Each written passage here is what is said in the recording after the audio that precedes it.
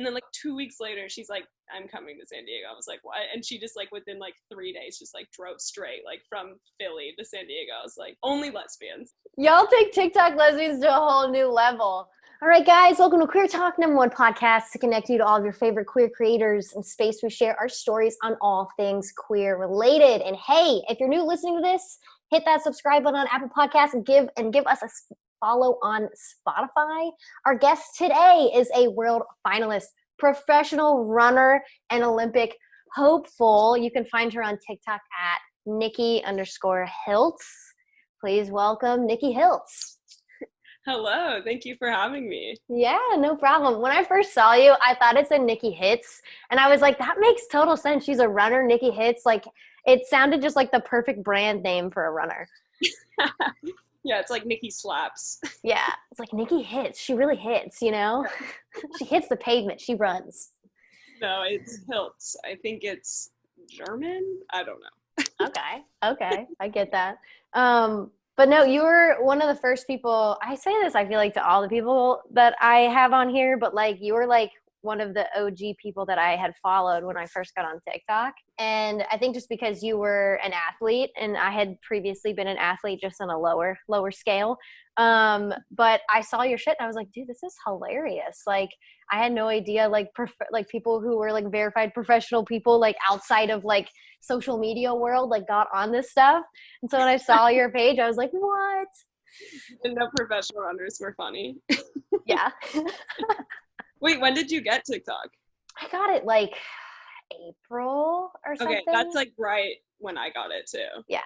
And I remember following you right away too. I was like, okay, just because I was like, okay, what do you do? I was like, oh, I'll follow like other queer creators. I was like, oh, she's funny. What do you do? Nothing. At that point, I didn't have anything. I was just a regular person. I'm still a regular person. I just have a podcast.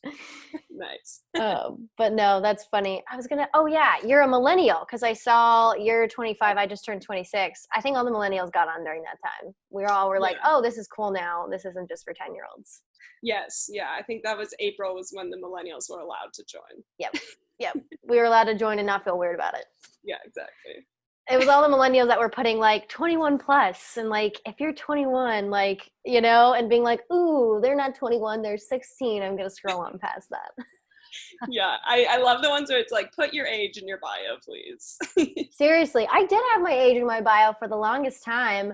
But people didn't believe me because I don't look like I'm 26. And we're like, nah, you're like 18. I was like, oh, motherfucker, I can't win. You're going to think I'm young forever. It's fine. I had seen you for a while, and it was really interesting because you're so open about your sexuality, which I love just because you have a platform, you know? Like, I believe if you have a platform, use it for good. And you really do. Like, all of your content is so great. Like, the stuff that you post on Instagram, like, you post like thoroughly like vulnerable posts where people can connect with you. Like, I absolutely love it. I think that's the best thing. And like, how has coming out been for you, like being a professional athlete? Like, when did you come out? What was that process like for you? So I feel like for me, it is so important to be like very vocal and visible. Like you said, like if you have a platform, use it. And I think for me, it's because like when I was growing up, I didn't really have that representation in sports. And so I'm like, okay, well, I want to be that for someone else. So like for, you know, any queer kid watching being like, oh, if like Nikki can do it, I can do it. And, you know, it's been really like empowering and inspiring. And I feel like from the people that have reached out to me, it just makes me want to keep going. And yeah, I mean, I came out, so I went to school, my first 2 years, I went to the University of Oregon, and then I ended up transferring for my last 3 years to the University of Arkansas. I ran track, and I think I kind of started coming out in Oregon. I told like a few close friends and teammates, and then I transferred to Arkansas, and I feel like I kind of went like back in the closet. I was like, I don't know where everyone's at with this here. Like, I'm just gonna play it safe and do what I do best and stay in the closet. And then I eventually I got a girlfriend who was like very obvious, and she was actually on the team with me. And we just kind of started, you know, I mean, like, yeah, we're together, and like that means that we're gay, and you know, I feel like I had some very interesting conversations. I had, you know, because we're in the South, like you're in Arkansas, like you're in it, you know, you went to school in Kentucky. And Yeah. I feel like I definitely had some uncomfortable conversations with teammates. I had one of my teammates, she was very raised Christian Baptist, tell me that I was going to go to hell. And I was like, God. oh, let's unpack that. So let's unpack that. This hell you speak of. Yes. So I don't know. I was like, let's get coffee and talk. And like, honestly, it was like, I feel like we left the quote unquote meeting we had like better friends because of it. Cause like, I don't know. And I feel like I wouldn't have gotten that experience had I gone to just like stayed at Oregon, stayed at a very like liberal college bubble. And so I kind of came out to my team. And then I think eventually I did a post on Instagram and kind of came out to the world. And, you know, since then I've kind of been like labeled as like the gay runner, which is like kind of like a label I've embraced. I'm like, yeah, I'm gay and I'm a runner. Like those are two things I'm really proud of. And so yeah, it's kind of like last year I started running like really well, and I ended up making the world team and made the world final. And it was in Doha. Qatar was where the world championships were held. And in Qatar, I don't know how to say that country. Qatar. I always thought it was Qatar. I don't know. Okay, I thought it was Qatar too, and everyone kept saying Qatar. I'm like, what? Qatar? What? I've never heard of that. Maybe we're just in the dark. But anyway, you know, it's in the Middle East, and it's actually like against the law to be, you know, to be a homosexual. So that was kind of interesting to have, you know, my first world championship, my first US team world appearance be in a place where it's like illegal to be myself. But it was fine. I was in a hotel the whole time where like with a bunch of all my US teammates. And I think honestly the media wanted there to be a story. Like it was, I remember talking to my friend about it, and they were like, you know, you should get arrested or something. That'd be really good for your brand. I was like, but no, it was totally fine. But I feel like it was like, since I'm like this gay runner, like it's so interesting because after a race, I'll be in the mix zone, you know, with all these like interviewers or whatever. And all these other people, like the only questions they have to really like prepare for are like, how was the race? How did you feel? Like, you know, and for me, it's like I crossed the line. I made the world final. And I think the first question was like, what's it like to be gay here where it's illegal to be gay? I was like, okay. Like, thank you so much. Thank you for your questions. I appreciate your curiosity. So it's been quite the journey, but you know, I think runners are very like nerdy, interesting people. And I've kind of tried to bring like my two communities together, and it's just been like fun. And I guess I identify really with like being a runner and then also being gay. So it's a fun time. I think it's nice that you merge those two. I honestly can see the headlines now. Like, can't you see like some like ignorant white people being like, gay runner gets arrested for scissoring. You know? People like, it so was much like wrong shit in there. That would be a lot. I don't think the talk could handle that. There was like, I think it was like even like holding hands or kissing, like any public display of affection was like immediately no. Like, so scissoring would have been quite the that would have been immediate like life without parole. Yeah. You know, your friends would have been like, we just wanted you to get arrested and then just like, you know, post bail and get out the same day. No. Right. Went in too deep. It was too deep. Too far. That's so funny. I wish I had friends that were like, I hope you get arrested. Yeah. Like, fucking get arrested. I love that journey for you. Yeah.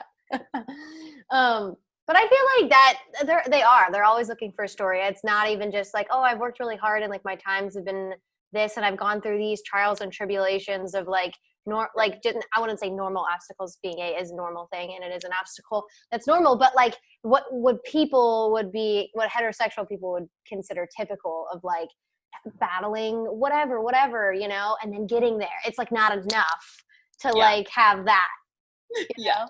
And even like I've done podcasts before, and it's like people always want, okay, like what's the hardest thing you've been through? I'm like, okay, like they just want to like get right through it and like what's the tea?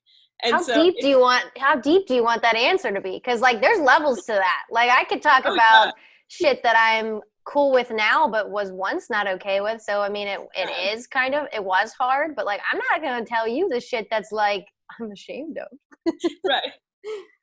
Like, have you heard about internalized homophobia? Yeah. That shit runs deep. I'll tell you some of the surface shit. Oh gosh, yeah. But it's But I feel like it's refreshing to be on a podcast where it's like it's not a runner trying to like know about my like sexuality or like my experience with being queer. It's like the opposite. I feel like you're a queer person that's like, oh, what's it like being a runner, you know? yeah, I don't know what it's like to be a professional athlete in Yeah. general, let alone a runner. I mean, Jesus. I mean, I was like a middle school sprinter. I made it state once. Nice. That was Yeah, fucking Ohio's a good, fun. that's a really good track and field state. Like, As Ohio. yeah, it's a hard state meet to make. Yeah, it was nuts. I did AAU track too. I honestly, I literally came on here and I had forgotten that I ran I did like 3 or 5 years in track and I like did it professionally and like went to like the junior Olympics or whatever. Oh, This is all coming back to me now. Apparently I didn't give a shit about it. yeah. Were you fast? What were your times? I was. Oh God, I don't remember my times. I started in like the 4th or 5th grade, like doing running track, and I would go into the city. I grew up like in a country, like small town, and so I would go into the city to run track. I haven't talked about this in so long. I was one of two white people in the entire squad, like the whole Yeah. organization, like not just like my team or my age. So that was really interesting just Wow. because I hadn't really seen a lot of diversity in general from where I grew up, because I was pretty hick and country. So I Right. was like, I felt I was a minority in that little bubble of Yeah. that time period, and it was uncomfortable, which was good, I think. Yeah.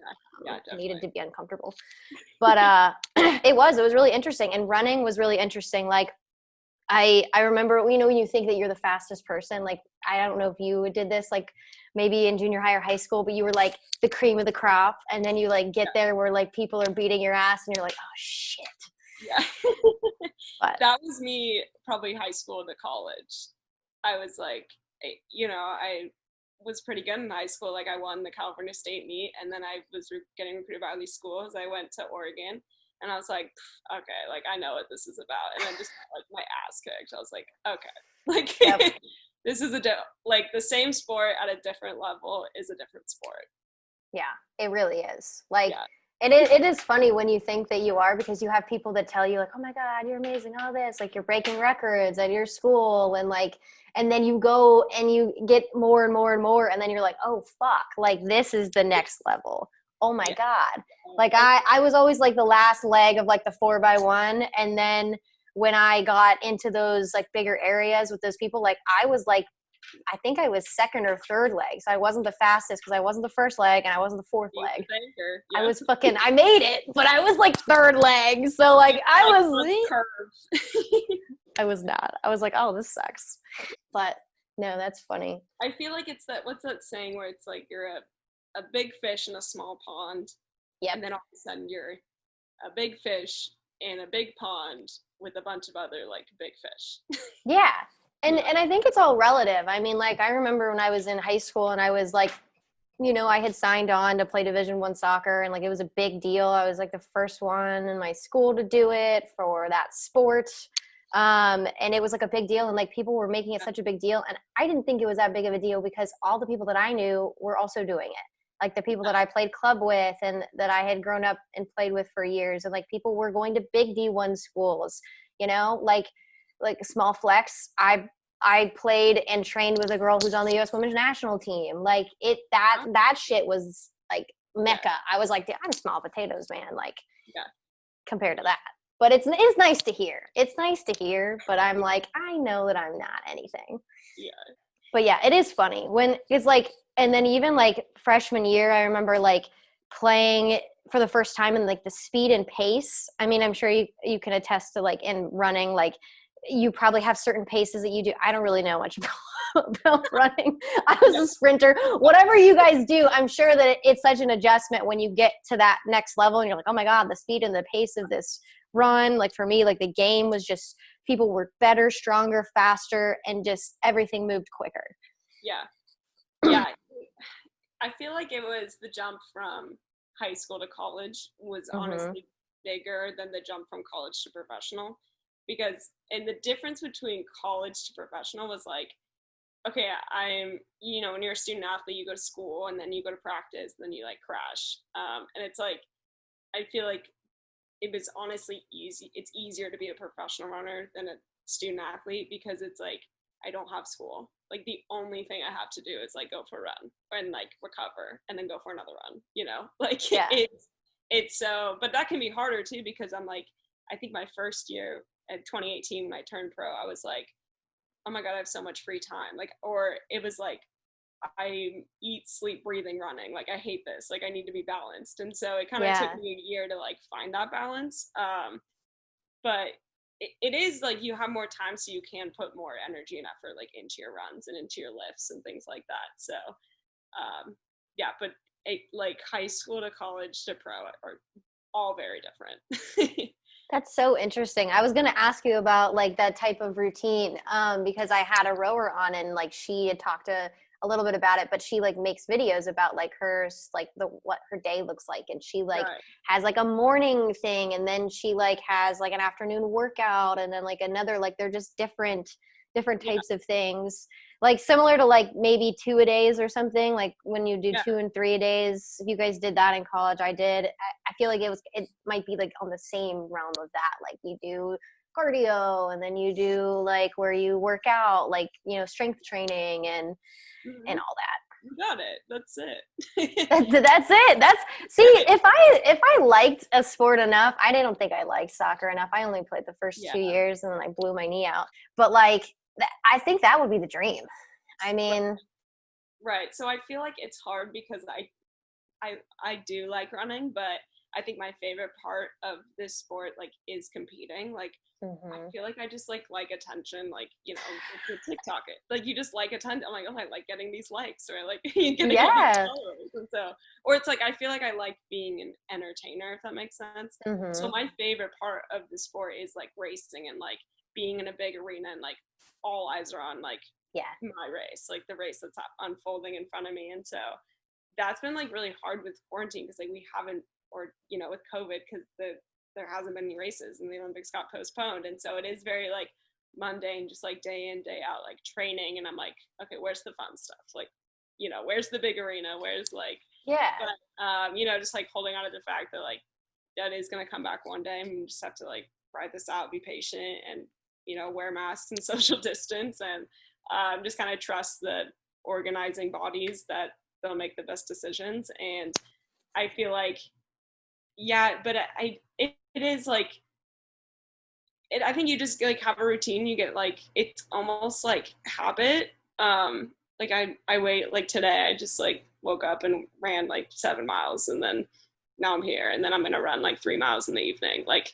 it's just kind of this going through the motions. But yeah, so I feel like a normal week I run like 70 miles a week, so I average about 10 miles a day. Some days are like 13 miles, some days are like 4 miles. Like it just, at the end of the week though, I hit 70. And then Tuesdays and Fridays are like more like hard days, and on those days I'll lift, I'll go to the gym and like strength train.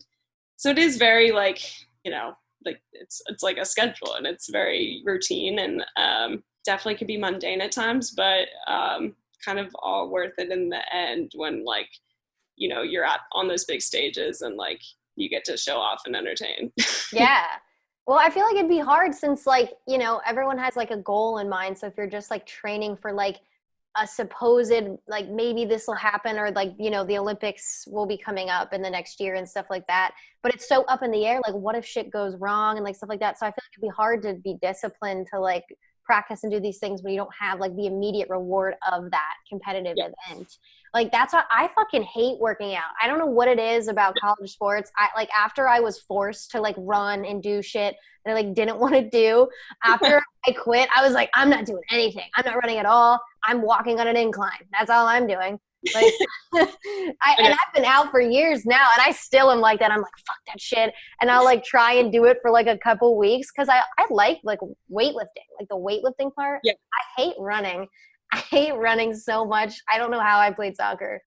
I think you're just like your mind. You don't realize how much you're running. You know, like they say you run like 10 miles in a game. And like, I don't know how the hell that happens because I could barely run 3 miles. No way do you run 10 miles during a game. Swear to God, look it up. Look it up. Midfielders run 10 miles. That's 10 miles? In a 90-minute game. Okay. That's I guess it's consecutive. like midfield. Like, if you're goalie, you're not running anything. No, I'm not goalie. Look at me. I'm 5'4". You think I'm going to be goalie? Wait, so what position were you? So I played left outside mid, and I also played left defense. So that makes sense why you're running 10 miles again. Yeah, I was running a lot, which was terrible because I was never in shape. I never passed the fitness test. I don't know how they let me play. But no, that shit's crazy. Like, I feel like people don't realize the crossover between being an athlete and being a performer. Like, especially since there were always, at least like where I grew up, and maybe you too, but like theater is like, yuck, you know, like theater's like, ugh, like that's stupid, like that's like beneath kind of thing. Cause like I grew up as like an athlete, like a scholar athlete. So like, what the fuck are you doing? Like being like a theater kid. But I feel like there's such a crossover because we are performers. Like I was in jazz band and band. I played the drums and I fucking love that shit. I love performing. Yeah. And it was more centered on you because there's less people in like a jazz band or if you're playing in a band than it is like if you're playing on the field. But still, like it is fun to know that like eyes are on you, even though especially in track versus like a team sport like soccer, like it's all on you. Like if you win or lose, like that's you. Like that's no one else. You can't blame like, you know, the goalie or like the forwards. Like it's you. And like I think I really like that. Like that it's all up to you. Like you have to take accountability either way, like win or lose. So. You do. That's a lot. But I think it is cool. Like you said, like you can't be like someone brushed me because like they fucking have it on camera if they brushed you, you know. Right. Their wind got in my face. Cut me off. Well, but yeah, that makes total sense. I feel like a lot of people got on TikTok because they could not perform in their like normal life. And so like gotta get these likes. I love creating. Like I truly do. It's so much fun to create for the gay community and like see something that really relates to people, because it's also very affirming. Like if you make something and it's something that truly happened to you and you make it in a creative way and people fucking dig it and it goes viral. Like going viral is super fun and like, yeah, it's like an ego boost, but it's more of like, oh my God, so many people are relating to this content, which means like I'm not alone. Yeah. And then it's the same thing. It's like, oh, I did that. That's cool. Like, you know. Yeah. It's an accomplishment. Yeah, definitely. It really feeds my overachiever brain. It feeds my wanting attention. Yeah. Yeah. So I just want to know if you're one of those kind of people that are like within the first, I feel like I know like 5 people, like whether they're teammates or like whatever, that have been from Ohio. Yeah. And like every single one within the first like 5 minutes of meeting them, like you know that that's where they're from. Is that you? Like, do you have a lot of Ohio pride, I guess?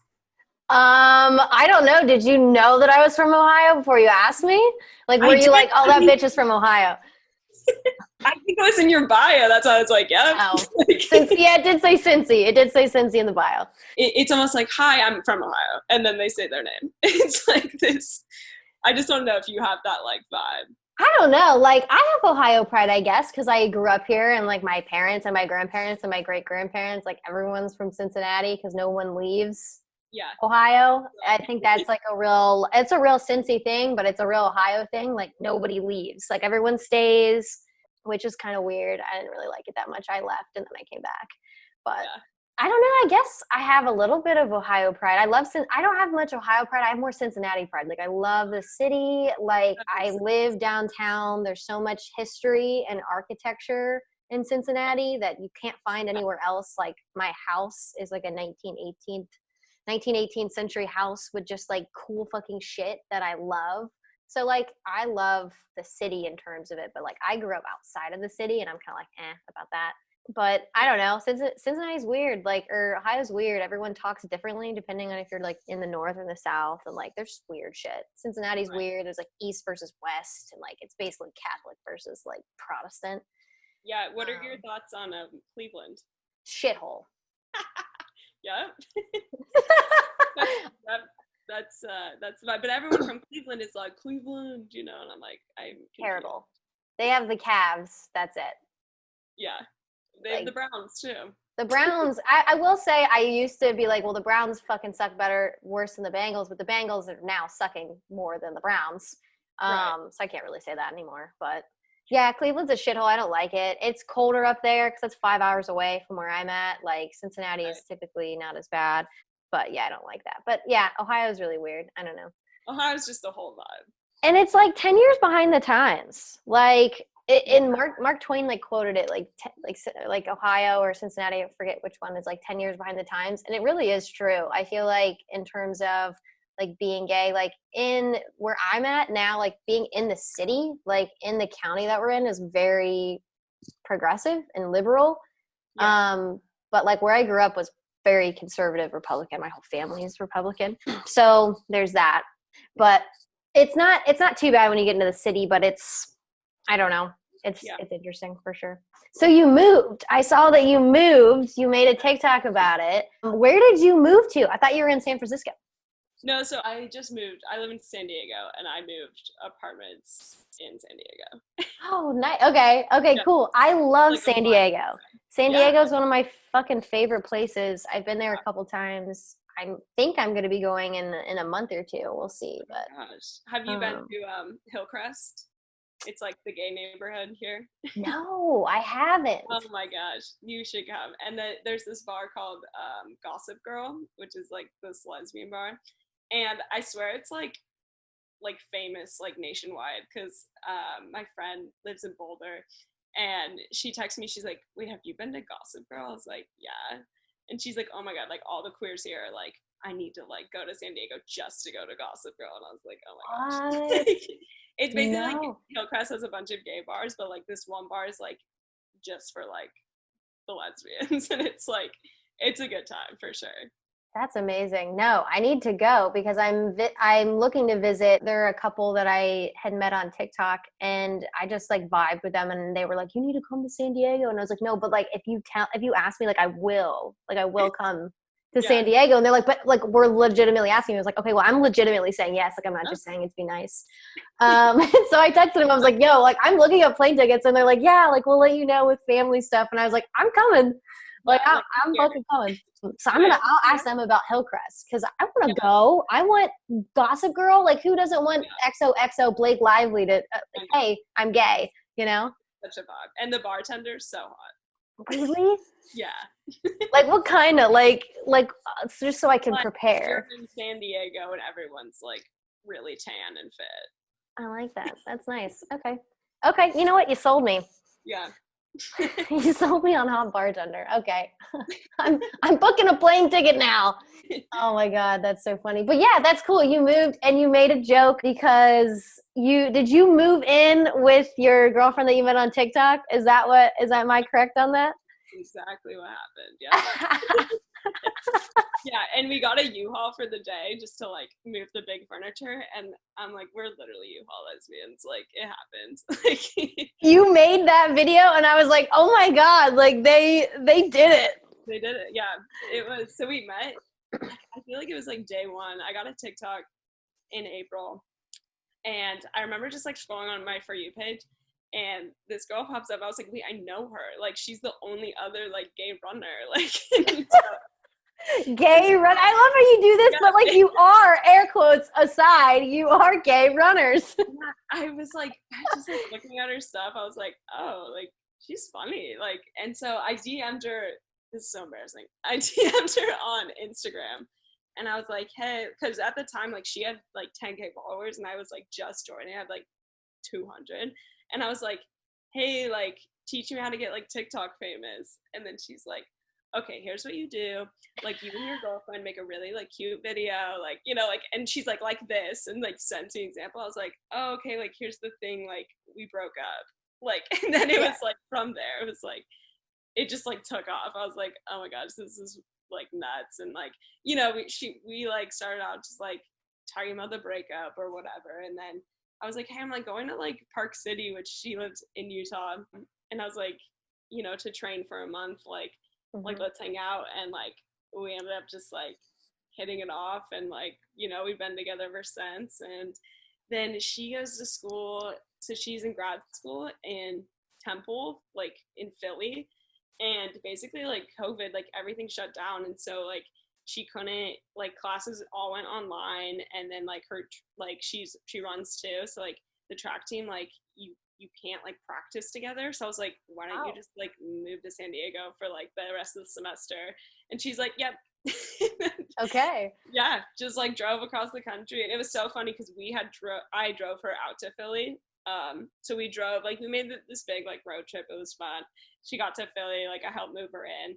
And then like 2 weeks later, she's like, I'm coming to San Diego. I was like, what? And she just like within like 3 days just like drove straight like from Philly to San Diego. I was like, Holy that is shit. nuts. Like I cannot. You drove across the country, spent 2 weeks there, and then drove back. I was like, this is only lesbians. Like, Yeah. Yeah, completely. Y'all take TikTok lesbians to a whole new level. I think it's fun though to be a stereotype some of the time, you know? Like it's like, because it is true. Like there are kernels of truth. I mean, like not everyone fits into a category. Some people feel like they have to like fit into a box. But like it is kind of fun when you're like, oh damn, that was me though. yeah, you're like, yikes. You gotta laugh at yourself a little bit, like, Oh yeah, but but you know, they just move fast, and it's like the first date is what, like 6 hours. Like you're yeah. gonna get to know. It's like 3 dates, you know. So it makes sense why it moves so fast. It's like, It seriously is 3 dates. Like I was explaining this to my dad. So I had my birthday was like last week, and we went out to this like cool little restaurant that's been open since like before Ohio was a state. And Cincinnati is super cool. Like a bunch of uh-huh. presidents have been there, and I decided to nerd out. And I was like, I want to go to the Golden Lamb. Um, and anyways, that doesn't make any sense in this conversation, but I put it in there because it's cool. And my dad was like, so like, is it hard dating as a lesbian? Like, do you feel like I don't think he listens to mine anymore, but sorry, Dad. But he's like, I feel like they have a lot of baggage. Like, do you think that like when you date someone, like, do you think they have a lot of baggage? And I'm sitting here like, bro, I got a lot of Yeah, baggage. What are you trying to say? He did. He asked me that, and I was like, Dad, I was like, well, like there is some shared trauma with like yeah, being gay and coming out and things like that, which kind of binds you. But also, like you learn about someone, and like dates are 6 to 8 hours. He goes, "Are you serious?" I was like, "Yeah." There's like 3 dates in one. Like you learn about everything. You normally talk about your exes. And you gotta kind of vet to see if how they're talking about their exes, you know? Like, are they over them? Are they just using it for context? Is it anecdotal? Or are they like, fuck this bitch? And you're like, yikes. you got to read into that for sure. Yeah, but when I saw you guys, I didn't know like that she was a runner, but like it does make sense now because like you had said that you previously had dated runners. Like, do you just date gay runners? Like you're just like gay runner seeking other gay runners. Too many headlines. It's just too fun. Like I don't know. I have so many like options to go for titles for this episode, but Gay runner who only dates other gay runners. That's a good.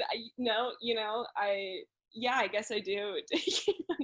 I feel like, I mean, in high school, like I dated guys who were runners, and then I also did guys who weren't runners. So, and then I guess with girls, I've only ever dated girls who are runners. But I feel like because it is such a, for me, it is such a lifestyle. Like it would be, I Mhm. think it would be hard for me to date someone who wasn't like, not that you like can't be understanding, but like I think just right away to like know that this is my job and like this is how much it like requires of me. It just like Mhm. saves like a lot of like explaining or like adjustments. Like Emma gets it because she's like, yeah, like I'm a collegiate student athlete. Like I don't know, did you date student athletes versus like narps or?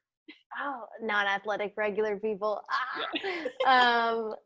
I did. I dated athletes in college. I dated, yeah, the guys I dated were athletes. You're right. Yeah. There was some. There were a couple that weren't, but for the most part, yeah. And I think it's just because Yeah, it is kind of a lifestyle, but it's not like when it's at that level, it's not I would assume professional is it's completely different because it's like your actual job that you get paid for. You don't just like get your like, school paid for. But Right. yeah, I mean, like you're more disciplined because you only have like a certain number of hours in the day. So like I definitely get that. But it's funny because like when I came out right after college, all of the women that I have dated have been non-athletic. Like to the point where they trip over their own 2 feet. Oh, okay. That's Legitimately.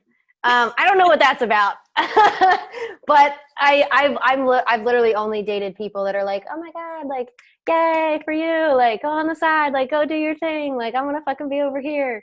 Um, so I don't know if it's one of those things where I'm like, I want to be the athletic one, and then they're like, oh my god, good job. I've just dated like people who are like artists and like really creatives and stuff like that, yeah. and so like they have that, and I like that. So if I'm like, that's cool, I can't paint a picture. I'll Yeah. go for a run though. Right. I I'll mean, it's I'll hard. move some It's shit hard for you. because I mean, it is hard because like Em and I do go for runs together, but like when you're on a run, I feel like sometimes that's when you can be like the most irritable. You're just like, fuck this, like I'm just trying to Yeah. get this done, and like, like you could like very easily like get into like fights when you're like not that like we fight, but it's just like a very irritable time because you're like exercising and like you're getting tired. You're just like, oh my gosh, like just like maybe you say something and you're like, okay, I didn't really mean to say that. Like I was just running. Like, but, I didn't but mean to that's say that. what You're else like, to do. I didn't mean to say that. You're being such a I'm asshole. just really tired. Yeah, Can we yeah, not talk about this right now? yeah. Let's just catch our breath. You want to talk about how your mom said something mean to you? Well, let's do it later. Exactly. But then vice versa. Sometimes like you're on a run and it's like easier to like not with like Emma, but with like other people. Like I feel like when I was on runs, like that's when I would come out to people because it was like, it's just like I'm just gonna do it, and like you're having a conversation. It's sometimes easier when you're just like running and like looking at the ground instead of like over coffee, like face to face, like I'm gay. Like it's like, it's Yeah. less intense when you're like, oh, we do this all the time, and you're just like, yeah, I also just want to like, you know. So it can go both ways. It could be like very irritable or like very like refreshing, and like conversation just flows, and like you would never be able to have that without like the exercise. Yeah, no, I get that. I feel like because when you're exercise, if you're running, like you're focused on running, like you don't really, it helps like reduce anxiety. You're focused on something, so you're not thinking about other things. So like if Yeah. you're doing something that is a hard thing to do, which is coming out, like I understand how like running could be super easy to do that because it's not disrupting any kind of pattern. You're like already talking to somebody, you're focusing on something, you're doing something shared together, which it makes total sense. Like, we all have different coming out things, but like the ones that have been so a little bit easier are like those kind of things. Very Versus casual. like, you're Yeah. like, I'm going to call this person up and they have no idea what's going to happen. And I'm just calling them specifically to tell them, and I'm just coming out and then I'm just like, bye. Yeah. Yeah. Like my parents, like I remember when I like specifically like forced myself to do it. And I was just like, hi guys, I'd like to talk to you about something. Right. Oh, And then boy. the tone gets I different just because got they're like, oh stressed. shit, they're, Yeah. she's pregnant or like she's this, not quite. You're like worse. Kidding. It's gonna be more. No, it wasn't too bad. I didn't have it that bad of a coming out, I don't think. But I don't know. Like I remember when I came out to like my close friends, I had just gotten back from like a 6 month, like I was living in Thailand at the time, and I came home, and that's when I finally like I had told like my best friend who was gay, and it took me like forever, and I was super nervous. I don't know why, and I was like thousands of miles away, and I was like, hey, I'm gay. Aw. And she was like, okay. That's all she said. I was like, all right. But then when I told my other friends, we had just gotten margaritas, like we hadn't seen each other in a while. We were all catching up, and we all had something that we were trying to tell each other. Like all three of us had something that we were like, had something weighing on us that we wanted to get out, and we didn't realize it. And it was like 2 margs later, one of our friends left. Thank God, she's kind of homophobic. I'm glad I never had to do that. But we ended up like confiding in each other and not even realizing that we all three had something to bring to the table. So like I literally like came out and I was crying, and then my friend started crying because she had something she had to say, and then my other friend had something to say, and we all were just crying about shit. So beautiful. It was funny. That was my favorite. That's the power of vulnerability, like right there. It's like, Yeah, it really is. And it like deepened all of our friendships, and because we shared an intimate moment of all three of us, that was something that was like really hard and like had some shame associated with it. I mean, I feel like I've had similar stories where it's like I tell someone like, you know, this really personal thing, and then they're like, then that allows them to like open up to like, you know, like my parents are going through a divorce and it's like really hard for me. Like it's just like, and that conversation never would have happened had like you not been vulnerable in the first place. So, like that's so sweet. Yeah. It's so pure. I love that story. Thank you. I love vulnerability because I know, I don't know if you've experienced this as an athlete, but like growing up was just like, you know, like you get your shit done if you're not sick until you have like a fucking appendage missing from your body. You know, it can be critical and like harsh at times. Like I don't know. And I also had some like pretty crazy coaches. Like I played softball in like first grade, and I had like literally like a coach, like a dad coach, get so mad he like came up in my fucking face. Like I've had some crazy shit happen, and so I was like, oh, feelings down, weakness no, and I had to get out of it, and it took me forever to like be emotionally available and like do all of those things. So now that I'm like so open about it, it feels so earned that when I see it in other people, I am like that myself, like it feels like I earned it. Yeah. I don't know. No, I feel that. And it's also like when I see in other people, I'm like, okay, I really value you because like I feel like you've gone through some shit in order to be that like open and vulnerable and like yeah. I feel like I kind of have a similar story with like, so when I first came out, it was like I went back home, it was like Christmas break, and I was at this like sleepover. There was like 7 of us there, like, and we were same thing. We were like making margs, drinking margs, and my friend goes, "All right, raise your hand if you're a little bit gay." And it was like it was out of nowhere. And so she raises her hand, and I swear, like 4 of the 7 of us like raise our hands. So we were like, "What?" And then like the rest of the night, we were just like talking about like, "Oh my gosh, like I can't believe." So it's basically like and we had been friends. This was after sophomore year of college. So this was winter break or after the first semester of sophomore year of college. And we like were all friends in high school. I'm like, how did none of us like come out to each other before this? Like, this is nuts. And it was just like so funny. Like, and then one girls that didn't raise her hand, she's like, as we like kept talking about it, she's like, well, I mean, I've had like dreams about girls. And we're like, dude, like, you're gay. Like everyone's just gay. Yeah, and I think that's awesome because that person could have been like, oh, like I'm afraid that no one is, so like I'm just not going to say anything, and then it kind of robbed you guys of having that great, you know, vulnerable experience with each other, and you guys were better friends, I'm sure, because of it. And like even if that did happen, like she was like, raise your hand if you're gay, and like no one else was. Then like, yeah, there's some embarrassment, there's some this, but like at least you fucking tried. Like at least you fucking tried, you know? And if someone was being an asshole about it, litmus test, get them out. They're not in your life anymore, you know? It just is a nice reflection of like, oh, I don't like that. I'm not gonna have her to my birthday party anymore. Yeah, totally. I feel like I've learned like those who mind just like don't matter, and those like who matter, they don't mind. And it's just like I just love that quote so much because it's like, yeah, okay, I don't want that in my life. Like if you're gonna mind, like you don't matter to me.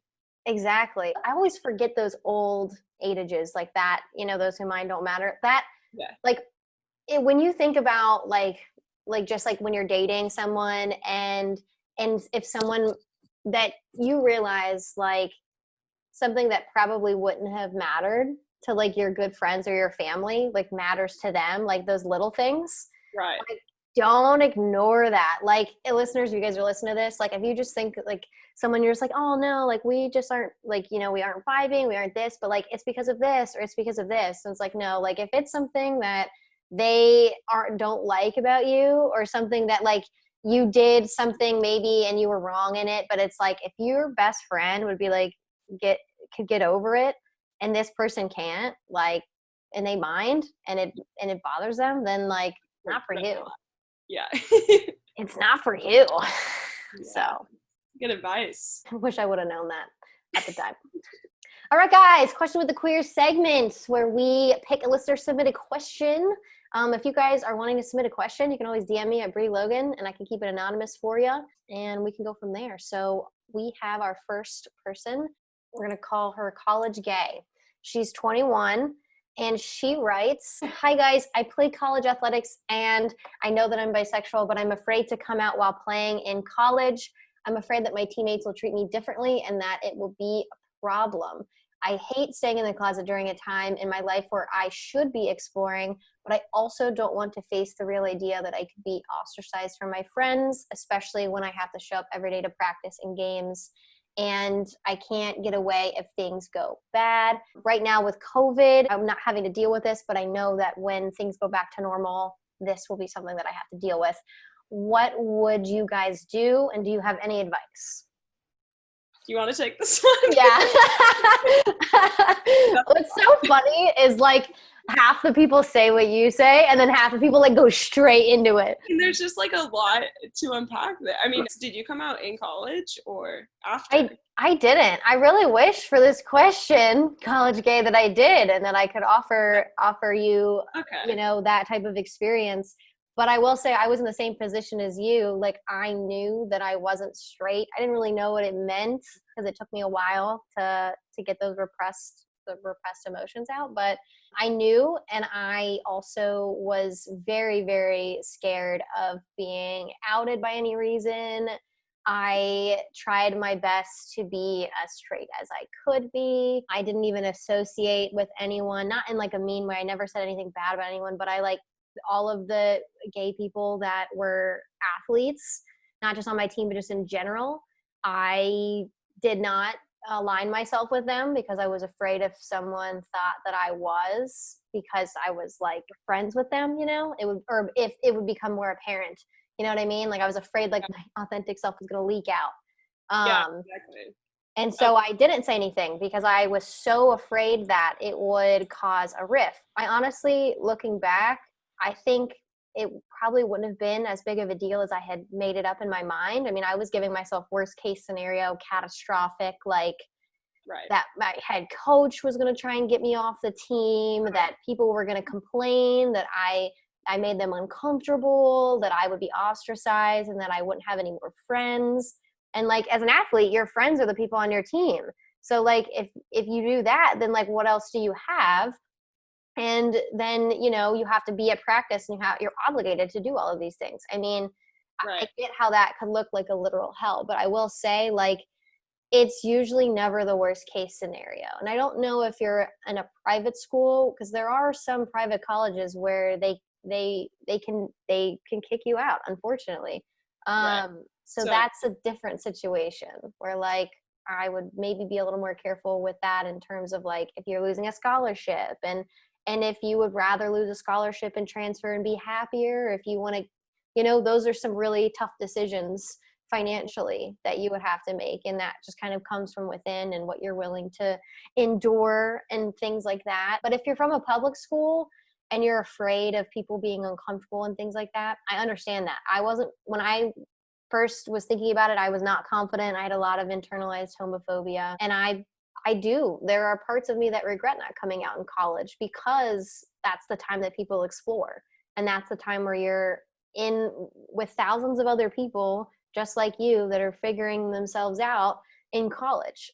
Right. Honestly, I wish I had the courage to come out in college. I really did. I wish I had the confidence that I could have done that and I could have been a part of the LGBTQ plus community at my college. Like, I really wish I could have gotten involved and really blossomed at that time, but it just wasn't my time. I was supposed to do it now, or else I wouldn't have had this podcast. So I don't know. It's really hard for me to tell you, but yeah, we have two people from like both sides, right? Like you're someone that didn't and wish you had, and then I'm someone that did, and I'm like, I am so glad that I did. So I feel like for me it was like like you're saying, like I had all those same fears, right? Like I was like, okay, they're not gonna let me change in the locker room anymore, like they're not gonna let me room with anyone when we like go on trips. Like I just had all these like irrational fears that I was like, okay, like this is why I had all these reasons why I'm like, I can't come out. And then I feel like for me, it was just like the part in her question where it was like,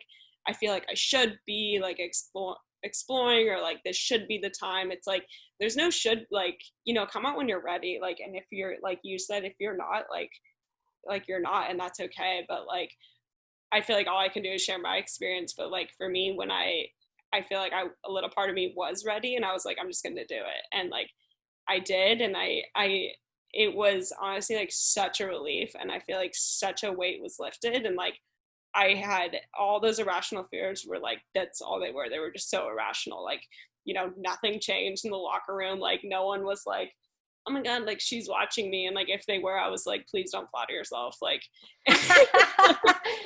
like I don't know, for me honestly, and as an athlete too, my performances like took off. Like I feel like as soon as I came out, like I was a better athlete, because it was like I wasn't hiding anymore. I wasn't like, when I was stepping on the line, like the only thing that I was thinking about was like that race right then and there, instead of like before, in the back of my mind I was like, I'm gay and like no one knows it, and like, you know, like it was just like something I didn't have to like think about anymore. And I feel like for me, you know, it was just so important to do that. And I feel like I wish I had done it sooner. I mean, as far as like you said, like private universities, and that is like a huge fear. My girlfriend went to BYU, you know, like Wow. a Mormon school, and she came out, and you know, same thing.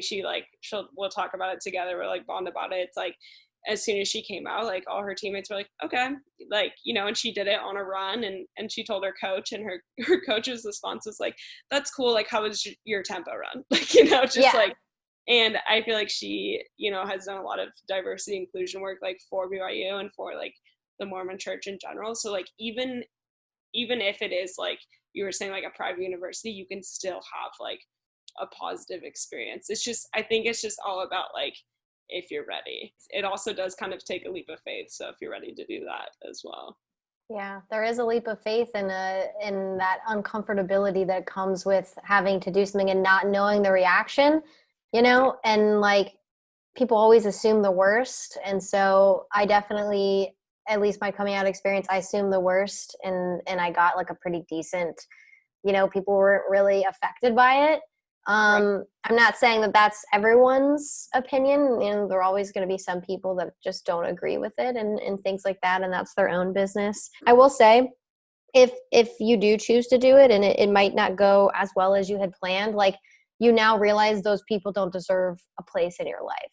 It's a litmus test, you know. If people are uncomfortable, they want to do whatever, like that's not on you, that's on them. Like their reaction to what you're saying is on them, because it's a projection. And as much as it hurts, if you know, you feel like, you know, you've been betrayed in those kind of things, like I swear to God, you'll be better for it. Like I've had people that have had that in the past, just not even with coming out and gay stuff. And like they show you your true colors, like get out, like you're out of my life, you know? Yep. Well, I hope we can help you out. And listeners, if you're listening and you've gone through something similar, we hope we helped you out there. Nikki, you want to answer some questions really fast? We have a lightning round. I'm ready. Okay. Adidas or Nike? What? I know.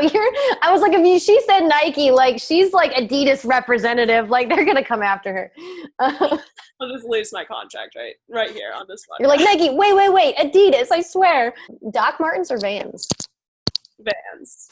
Halloween or Christmas? Halloween, because I feel like my birthday's around there. I'm selfish. Yeah. Hey, me too. I get it.